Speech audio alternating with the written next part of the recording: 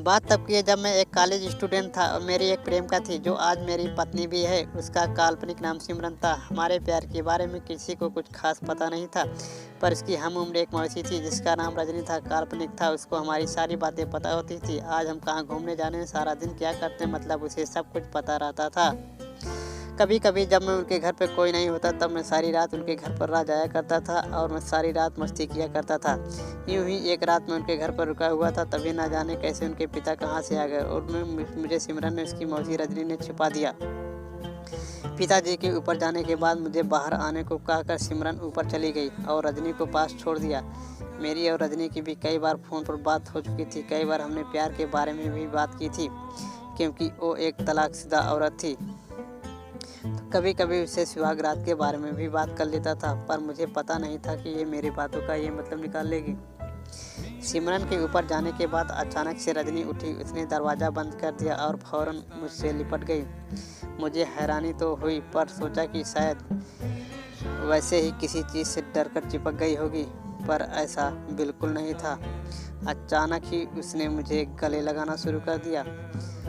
ये तो गलत था, पर उसके गले से मुझे पता नहीं क्या हो गया था, तो मैंने भी उसका साथ देना शुरू कर दिया था।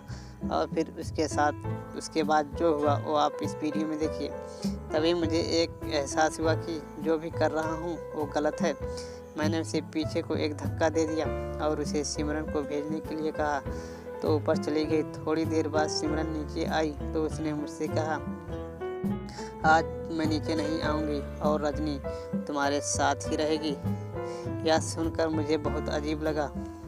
मेरे पूछने पर सिमरन ने बताया, पापा की तबीयत खराब है तो मैं उसके साथ कमरे में ही रहूँगी। मैंने कहा ठीक है।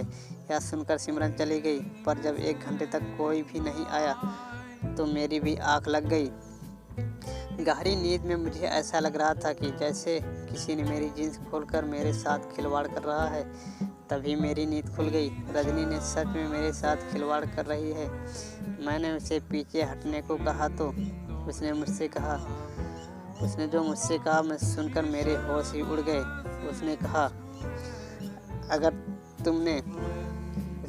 तुमने मेरी बात नहीं मानी तो मैं शोर मचा दूंगी कि तुम ज़बरदस्ती मेरे साथ कुछ करना चाहते थे। तो मैं चुप रहने में ही अपनी भलाई समझी। जैसे ही मैंने उसकी हाँ में हाँ मिलाई, वो तो जैसे बिल्कुल पागल ही हो गई थी। उसने जल्दी से मेरी भी शर्ट निकाल दी। अब उसने मुझे ऊपर से नीचे तक प्यार करना शुरू कर दिया। पर एक बात तो थी, रजनी अब भी होठों को चूमती। मुझे वो एक अलग ही दुनिया में ले जाना चाहती थी और लेकर गई।